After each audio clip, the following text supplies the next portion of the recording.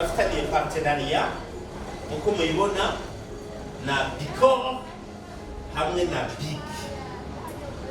BIC dufitaniye partenariat mu gisata bita Nomvi.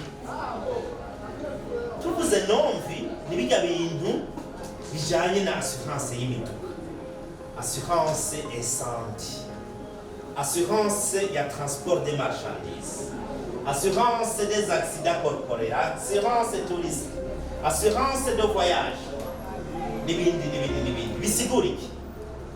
Bisigura muri ico gisata yuko ufise inzu, ufise chantier iriko iraduga, ufise imodoka, ugomba gusaba credit muri banque.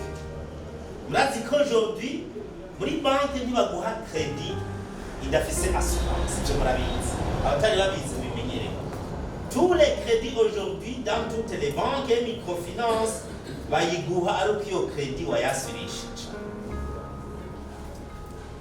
Voilà, ivyo nivyo bitaro Nomvi. Hanyuma Bicor tutaniye partenariat mu gisata bita vie. Vuga tuvuze vie ni mwumve assurance maladie, assurance ya pension mu zabukuru, assurance education. Benshi mu Burundi hari ikintu kiri néglige, benshi batanazi assurance education.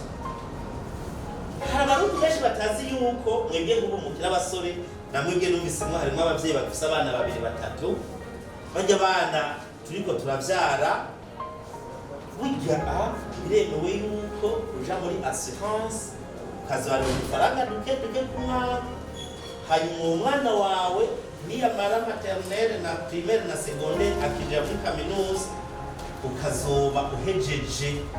Kuvuga kaminuza ni assurance icimurihira ushikabe ace amagrade académique yose ashoboka.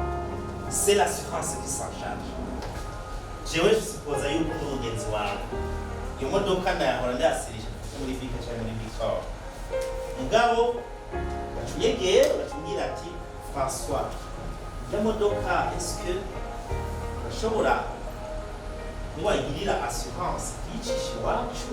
Jewe nabonye abaje kare yuko bafasha amafoto n'abandi les photos passeport baraza kuzibafata gusigura ko on va vous faire des badges, bazobagira badge zanyu kira murabona babahaye kuva lundi équipe de 10 personnes tuzobaruka muri smart babagirishe formation, hanyuma Bicor est prêt nayo nyene tubagirisha formation. Nyuma yaho BIC ni nyinshi tuzobarondera beaucoup de formation kugira ngo d'abord mutahure neza ivyo mugiye gukora. Mais anatanga ko mubitahura cane, turashaka tube turabaha lo general hamwe aho uri aho uciye utavuga ngo ndabuze ico ngira ambiya, ndabuze ungene gukominika n'umuntu afise urupangu, kuko rega muca muhera hajya iwabo. Hajya bishoboka ko harimo ababa iwabo mufise abavyeyi bafise imiduga, abo bavyeyi bafise amakioske yo kudandaza, abo bavyeyi bafise amazu biyubaki. La première question uhera muri iwabo hajya muri salo, tu poses la question yamba fise papa canke mama ti inzu tubamo ubwirasirigana Tiblanga, di client, ni mwumve ko namaze kubidefinisa neza. So des clients en assurance, des clients muri agence de voyage, des clients muri ibi bikorwa vya e-money, vyama transfert électronique, ibintu nk'ivyo. D'abord, il faut définir votre cible. Ubibaza ikibazo, umuntu uza kubwira ivyo ninde? Numukolege twigana dukora mu kazi kamwe, nuwo tubana muri quartier, nuwo tubana mu nzu, nuwo dusengera hamwe, nuwo turi kumwe muri chorale, ugadefinisa neza cible yo bifuza kubwira ubwo butumwa. Kuko urashaka kudesida ati jewe ndaza kwicara mwibarabara zenda fata ubutembera wese ndamubaza utubazo namugira ivyo nkora. Donc définissez votre cible d'abord. icyo ni ikintu gikomeye cyane kuko iyo cible bivanye na ta manière d'approche ishobora kukwakira neza cyangwa ikakurojeta. Donc iyo cible ni umuntu byiza hera kuri bajya b'abagenzi banyu bajya mufise icyo muhuriramo d'abord. Ntimutinye, osez, n'ayez pas peur. Icya kabiri, faites-vous connaître à votre cible. Faites-vous connaître à votre cible. Wewe urashitse umugenzi wawe ubu deja utu dupira bientôt on va vous faire des mages, bientôt on vous fera nimwaje mu formation ashobora kuba n'ingofero n'iyindi mipira za smart za mikoro za bike, n'est-ce pas? Mushobora vuga ushitse uri present jendi naka muri kwiye twanaze present ashobora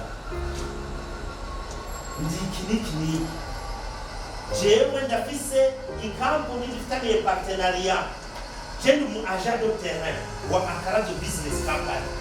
Akarazo Business Company ikora ibi nibi ikabimubwira byose ati rero wewe nanifuza ko dufashanya udushore produit iyi canke afise imodoka urumva yuko ni assurance automobile, afise inzu ni assurance insane, afise ibyashara mu isoko, afise kioske, afise imiduga ija kuranga Dar es Salaam, Mombasa, ibijyaniza vyiwe bitupakirirwa je sais pas ivuye mu Bushinwa bivuye US bivuye hehe bigapakirirwa mu Dar es Salaam bigapakurirwa ngaho iwacu kabaza none ibyo byandaza ukora we kota bijya birango zijya munzu zijya sima bijya fera beto ajya mabati ajya masaha qu'est-ce que bavyasurisha certainement pas important pour hanze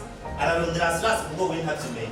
Alors afin de le convaincre ko cette fois si mu kuvyasurisha azoca mu karabyo siba ko t'intéresse ngati rero icisha iwacu kandi yabicisha ngaha menya ko azoba guhaye iki ikashi. Voilà, exploitez vos raisons. Exploitez vos raisons.